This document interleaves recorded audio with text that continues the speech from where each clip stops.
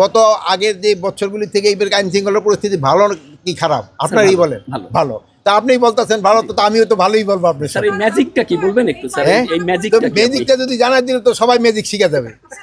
এই জন্য তো ম্যাজিকটা বলা। সবাই আমি ঈদের শুভেচ্ছা জানাচ্ছি, যদিও একদিন দেরি হয়ে গেছে, ঈদ মোবারক। আর আমি এখানে তাদের সাথেও শুভেচ্ছা বিনিময় করার জন্য আসছিলাম। আপনারা সবাই জানেন যে সবাই ছুটি গেলেও বাহিনীগুলি কিন্তু ছুটি যেতে পারে না, সদস্যরা তারা কিন্তু আপনাকে রাত দিনে কিন্তু এখানে কাজ করতে হয়। প্লাস এখানে যে ভাড়া বাসা থেকে এটা কিন্তু অবস্থাও খুবই খারাপ, থাকার অবস্থা তাদের জন্য খুবই খারাপ।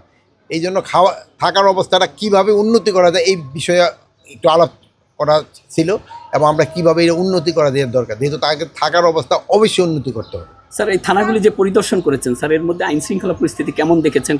আইন শৃঙ্খলা পরিস্থিতি তো আপনারা সারাদিনই দেখতেছেন। গত আগের যে বছরগুলি থেকে এবার আইন শৃঙ্খলার পরিস্থিতি ভালো কি খারাপ আপনারই বলেন? ভালো। তা আপনিই বলতেছেন ভালো, তো আমিও তো ভালোই বলবো। আপনি স্যার এই ম্যাজিকটা কি বলবেন একটু স্যার? এই ম্যাজিকটা যদি জানাই দিলে তো সবাই ম্যাজিক শিখে যাবে। এই জন্য তো ম্যাজিকটা বলা যাবে না। আমার তো নির্দেশনা আগেই ছিল।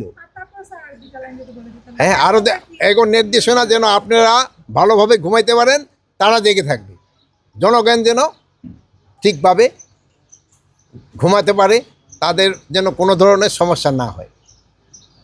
আর আরেকটা জিনিস হলো, আমরা কোনো ধরনের সন্ত্রাসীদের ছাড় দিব না, আর কোনো নিরীহরা যেন কোনো রকমের হয়রানির শিকার না হয় এই ব্যবস্থা করার জন্য তাদের নির্দেশ দেওয়া হয়েছে।